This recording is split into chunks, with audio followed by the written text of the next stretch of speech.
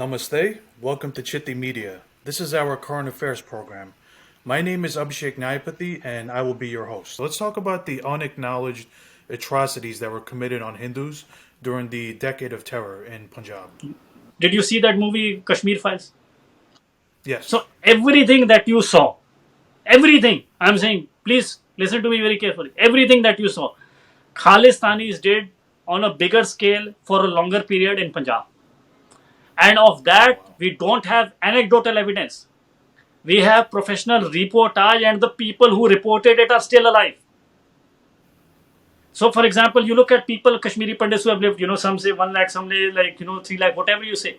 If you look at it from, again, their estimates, if you look from 81 to 91, 2.5% of, 2.5 to 3.5 percentage of Hindus falls down in Punjab, right? And Punjab at the time had 20 million population. So even if you assume 2.5%, that is 5 lakh Hindus lose their identity in Punjab. And the number is actually much more, because the thing is, Hindu population, because the Sikhs were getting asylum abroad, Hindus were not getting asylum. So actually the Hindu population should have risen, right? But it actually plummets. Who is responsible for that? Now, for example, this Tavleen Singh, she's alive. I've put on so many times on my Twitter. You can go at Tavleen Singh. She says, they have put posters outside Hindu house that what you saw, leave, otherwise we will not leave your women alone. This is what happened in Punjab, bhai. And for example, this is I have saved this for my book. This Khalistanis that they're putting portraits in the Golden Temple.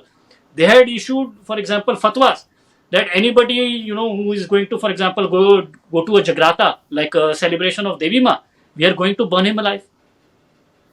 And for example, Ramesh Vinayak, he is still alive. You do Ramesh Vinayak, Punjab rape, and it's a very professional reporter. There is no opinion, and he goes and he basically interviews like this women that they have raped, the Khalistanis.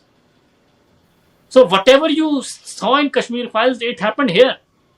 But again, the thing is, people understand it was like Khalistanis, not the average Sikh. So, we basically forgave each other, because in the end, the Sikhs got more Sikhs were killed than the Hindus in Punjab. And actually, the terrorism ended when the Jat Sikh of the Punjab, they rose and they fought back against the Khalistanis. And it became a Jat Sikh versus Jat Sikh fight. So there was also appreciation of that. And even when I say about 81 to 91, if you go to 2001, the Hindu population jumps back. So actually, a large population of Hindus also come back to Punjab. So, they kind of made peace, but again, this madness is coming again of 1890. So, I'm saying again, I keep posting it. So, for example, Shekhar Gupta, you must have heard. So, he basically says, Khalistanis, they basically say, and you can't grow crops here. You have to grow sugarcane. Why sugarcane? Because the terrorists can hide there. They basically say, you have to sign your signatures. Like, for example, in Gurmukhi, you can't sign in English. And university professors started doing it. They closed the Department of Hindi and Vedic Studies in university. It happened. Wow. So, they issued a Taliban diktat. Like, for example, nobody would speak Hindi. And, this guy, I forgot his name. He was just like a DD Hindi, at Doordarshan, like the national television. He was reading news. So he was reading, it was his job. They basically chopped his head and threw head somewhere and, torso somewhere. And after that, the national news, they stopped communicating in Hindi. Wow. And newspapers of that time, they were said, you can't write Punjab, you have to write the holy land of Khalistan. And they started writing it. So, again, so there was this, in Patiala, like again, this is Shekhar Gupta's report. So they said you have to wear a Talibani dress, you have to wear this dupatta. And, there was like headmistress of Rajpura near Patiala, and she says, I have children of laborers here. So they don't have a separate uniform like that. You are saying you have to wear this Taliban uniform. Give me like another couple of weeks. This is story of India today that I'm saying. And the gunmen say we don't have time, and they just they shoot the woman and they pump bullets in her stomach. So this is what happened in Punjab, and it was such a horrific thing. And we made peace that we never did. And this Khalistanis are doing, and they are playing victim when they did all the atrocities. So can I ask, why is it that why has this gone unacknowledged? This is, you have to ask this question. Like for me, Everybody is afraid. And this, I think this media basically, they think, okay, this Khalistanis are embarrassing Modi, then maybe it's a good thing. I think it's a dereliction of duty of the highest order. What this all reportage I'm saying, it's not mine. Like, these people have seen it with their own eyes. I was born in 84. I've not seen it with, I've just only researched it. But this Tavleen Singh, Shekhar Gupta, Ramesh Vinayak, Harinder Beveja, even Veer, they have all seen these things with their own, and they're not ready to comment on it. And they think, okay, this farm protest embarrassed Modi, very good. This is how selfish and short-sighted we are. It's just about the politics, right? Just scoring. But it is about lives. And it's just like, India was like this, what do you say, Maja region that I was talking about. There was no rule of law. Like, Indian state didn't exist in Maja region. And if Maja would have seceded, Kashmir would have gone, because there is no land route of India except going through Maja. And that is why, again, it's a long conversation and something like that. To give you an example, this militancy started in 1989. It explodes in Kashmir in 1989, 1991. So before Gil comes, I have put the figure so many times, the graph from the Swedish Institute. Do you know more people were being killed in Punjab during those years when the militancy was at the top in Kashmir? To give you an example, in 1990 and 1991, when they had basically booted out KPS Gill and he was, I don't know, sitting outside and allotting CRPF their residential housing or something. In those, 50% of the killings happened. So 5,500 killings happened per year. So you do the math. It means 500 people about are being killed every month. And this happens over a 24-hour period. This was, it was, the state was almost gone. But it is again so horrific, and the Punjabi is like, just move on, and like the Hindu suffered, oh, it's so tragic, and just move on and move on. But we never clinically studied why this madness happened, and I see the madness returning. So now, can we talk about the flip side of this? How on one side there's a lot of the atrocities committed against Hindus, but at the same time there is the demonization of Hindus, accusing Hindus of genocide. So can you kind of explain that a little bit? Again, so I think, Abhishek, if we spoke about truth, so we have to speak both sides. So even this government, this has really misunderstood, and I just take one person, for example, Rajnath Singh, right? So in Delhi, in 1984, yes, Sikhs were killed, and everybody said it's anti-Sikh riot. They didn't say Hindu-Sikh riot, because no Hindu was killed. Actually, one Hindu that was killed was actually trying to protect the Sikhs, right? But if you read all the reports that come from it, they say the Hindu neighbors try to protect all the Sikhs, and I am a testimony of that. I am a Sikh from Delhi. You ask anybody. So there is a one of the most brilliant field reports by Madhu Kishwar, and you can disagree with her opinions or politics. That is it. But she has written one of the finest field reports that I have read by any Indian, and she basically covers all this 1984 this massacre of the Sikhs, and she goes to this refugee centers and all this thing, and it's just like Khalistanis, they just shout or something. But if you read it, she has written it so dispassionately, professionally, with all the facts. It's just like heart chilling. It's actually, if you want to make a case, just read it. And she says actually most of the killings happened in project housings. What we call in America project housing, resettlement colonies that were on the outskirts. And most of the killings happened at there, right? But in Delhi, most of the neighbors try to protect. And actually, the first resolution that is passed in America, they say the same. That the common Indian citizens try to protect it. But how this happened. So for 30 years they were running it, right? Rajnath Singh, when Modi comes to power in April, in summer 2014. 6 months after that, Rajnath Singh, I don't know whether he has no sense, or he was scoring a political point, or he just said it in the thing. He basically said India did a genocide of the Sikhs. How it is genocide? Indian state did not use its army. Actually, the killings stop immediately as soon as the army comes to Delhi, right? He said it, and then again, there was a brouhaha like what Rajnath Singh has said, and he said he came on to clarify that he didn't mean a pogrom and a genocide. He came on Twitter and said a genocide, and it's so funny. You can read Sikhs for Justice. They start celebrating, oh, the Rajnath Singh, and based on that one statement by Rajnath Singh, they passed resolutions in American states. And what was their case? look at this defense minister of a right-wing government is saying genocide happened of the Sikhs. So what basis do you have to not say that a genocide didn't happen? And this started passing genocide. First it was genocide, and the thing is that number that was 2,800 in Delhi, and if you include all over India, it's about 3,500. That gets inflated to 30,000. And the thing is, when you do of genocide, like it's actually, these people are very, very cunning. The problem is, like, once you say it's genocide, then all your sins are wiped off. That they killed 3 times as many Hindus in Punjab, that the Sikhs were killed in Delhi, or they unleashed the terror, then it's excusable, because we were facing genocide. So this is this one Rajnath Singh statement, and like recently it was so sad. In Canada, they said Hindus have committed genocide of the Sikhs. And if you read, I'm seeing the first that was passed in California Assembly by this, this, what is his name, Amar Shergill or whatever. That the first resolution was passed, they themselves say the neighbors saved the Sikhs.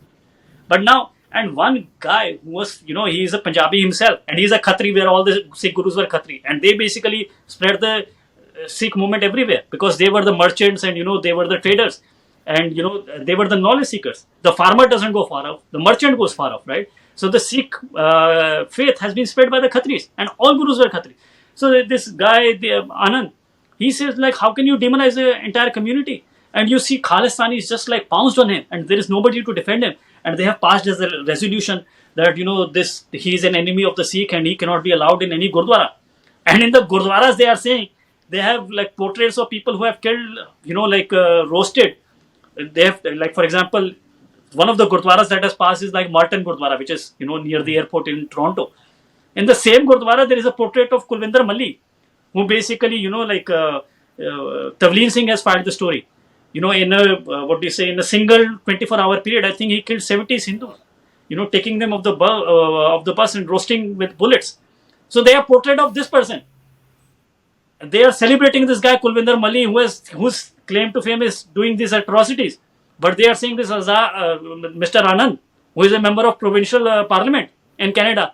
He has only said, don't demonize the entire Hindus. They are saying he's the enemy of the Sikh. But nobody comes to defend him, and I also have to write my book and do other things. Well, I can't. There are too many idiots, and if you are a productive person, and you can't just be dealing with them all the time. So this is what they do. They took, in few years where they did, and the Hindus do nothing. Like, for example, I don't know if you have seen, I have taken out Bindarmalai's 65-minute video clip, and I've translated it. It's an honest translation, and I've given the full raw video if anybody wants to say it's out of context. Bindarmalai is saying that if my bus is not released by the police, Punjab police was mostly Jat Sikh, but he's saying if my bus is not released by 5 p.m, in 1 hour I'm going to kill 5,000 Hindus. And that guy is being celebrated in all the Gurdwaras of Diasporas. Why don't the Hindus talk to their congressman and their senator that this guy should be thrown out and declared a terrorist and a mass murderer and a genocidal maniac, which he was? But they do nothing. Hindus are just about making money and bye. And this Khalistani, they took one statement of Rajnath Singh, and they have taken Punjab to the brink of combustion again. Man, so thank you for sharing that. Now the thing I want to talk about now is the Khalistani terror has obviously spread beyond the Indian borders. It's in Canada, it's in New York, California. Do you want to talk a little bit about the recent attacks that have happened that we've seen on the Tulsi Mandir and others in California as well?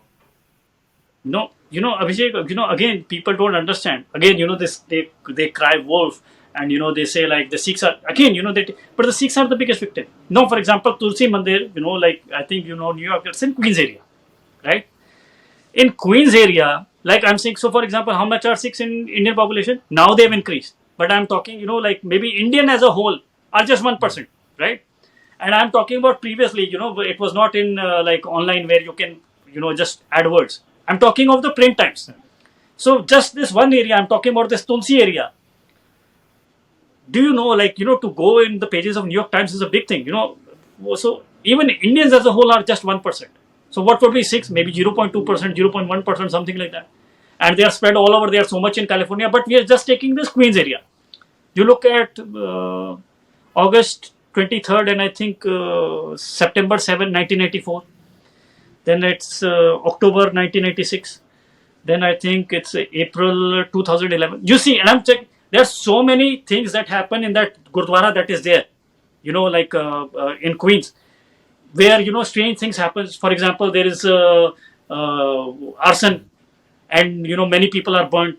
There is somebody is found dead. I'm not talking about these things. I'm talking about where they attack the Sikhs, and I've given you the dates. You go out and check. They are capturing Gurdwaras. They are killing each other. They are fighting in front of the Granth. So, and you see all of them. The Sikhs are the victims of them. So this Khalistani, the first victim, whenever you go to a crime invested thing, and the Khalistanis are criminals, the first victim are the law-abiding people of that thing, and Sikhs are law-abiding people. So you just read this thing. So like Tulsi Mandir there, it was found by the Khalistani. Before that, you see like one woman, her name was Mandeep Kaur. She was crying, she committed suicide. She was beating black and blue in front of it. That was a Khalistani neighborhood. So I'm just saying, this guy, he has written GBS Sidhu. He's a gentleman and a fine soldier. I don't agree with the thesis of his book.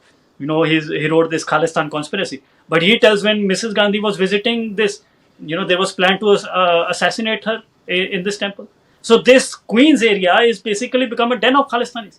Nobody wants to go. I basically even posted a video that went super viral, in 2011 to capture the Gurdwara. They came to the Gurdwara and they started abusing, and in front of the Granth Sahib, they started, kicking, and, you can't even imagine what kind of bedlam they did. And, the people were so fed up of this, Jatwadis, that there is another community of Labanas. They created a separate Gurdwara. But they killed a Labana, they captured their Gurdwara, and now the Labana Gurdwara has also become completely Khalistani. So again, this caste aspect and all this thing, this is a discussion onto itself. But I'm just saying, you just go to New York Times. In 1990s, to go into New York Times was a very big thing. And you see this one Gurdwara. There must be hundreds of Gurdwara in United States. This one Gurdwara is making so many entry into New York Times. Because they are attacking and they are killing Sikhs. Not anybody else. So this Khalistani need to be set straight. But you touch them, they say, oh, we are representative of the Sikhs, we are the victim, we are the victim. The Sikhs are the victims of the Khalistanis. So again, I hope this is happening. Now they caught the Khalistani, because it was caught on CCTV camera, who have attacked the Tulsi Mandir. And I think these people should be set straight. It's all in the hands of the public prosecutor. Whether that guy gets, 10, 20 years or he's let off with a fine, because, this is what happened in Canada. None of the people who blasted this plane in which more than 300 got, this main people, they did not get jail. And what do you say, this brother-in-law of Jagmeet Singh, he was captured on camera, he's assaulting like an Indian without any reason. And, he gets a peace bond that don't talk to this person for 1 year. Without even talking, the Canadians, the Khalistanis, they have captured, infiltrated the Canadian state and made a mockery of it. There is no rule of law there. So if this doesn't happen in US, it will be the same thing. It will become another Canada. It will be Khalistani fever here. How have they been able to capture that though? Like how have they? Yeah, again, Is that a whole other? This is what they do. Yeah, this is another discussion. But this is what they don't have anything productive. Like you say like your ambition is like Gurdwara. They play Gurdwara, they capture. This is what they do. Like again, this is just redneck behavior. What do you want me? Like again, how these people and what kind of again. So again a tangent, but I don't want to do. You, for example, see like I've studied after the British come, we have good data on it. Because the British was facilitating it. So for 200 years, we have very good records of Indian diaspora all over the world, right? And wherever Indian diaspora went, they were always professional and the most successful. And they find like the 4 things that were common in Indian diaspora. Very low in crime, very low in divorce, very high in education, very high in economic success, right? And it was the same. There is no record of us in indulging in criminality or something like that. And that's why you see they're always at the top. They were top in East Africa, they're top in UK, they're top in America. Everywhere. No, you go to Canada, you just Google drug bust, gang bust, and you see the list. They all sing. And if their last name, they're all jut to the last person. And this is not our record. So, what you said, and they are indulging in grooming, they are indulging in drugs, they are indulging in crime. What we saw with, like with this, sadly with the Pakistani community in UK, it is having with Jat Singh community in Canada. So they are a disgrace, they are destroying the entire reputation of which we have no history. And again, they have not just become, that's why I say they have much more in common with the Pakistani jihadis than, with Sanatanis. And you just keep celebrating, okay, like the gurus or something. It doesn't matter where we started. We have to look where is the present. And at present, especially this Jatwadi Khalistani, they have almost nothing in common with us, and they have everything in common with Pakistani jihadis. So okay, on the final note, what I want to say is, let's try to end it on a positive note and say, because the main goal of this is to build bridges. There have been wedges and divisions put within our population, and Sikhs and Hindus were never really supposed to be separate.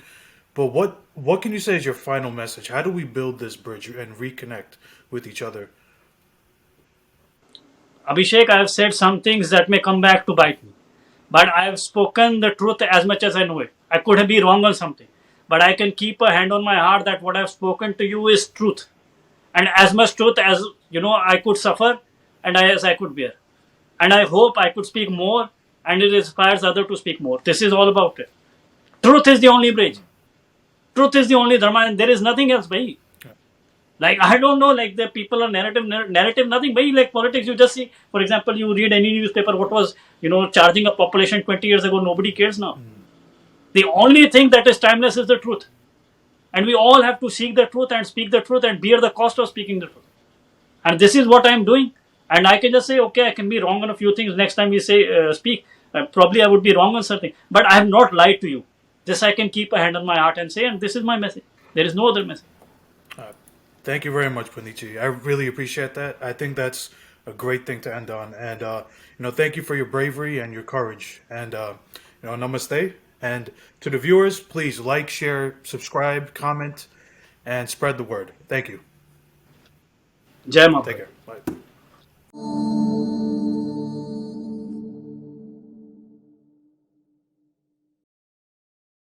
Please remember to subscribe to us and switch on the notifications for this channel. For our other social media links, more content, and to support our work, please visit citti.net. Dhanyavad. Namaskar.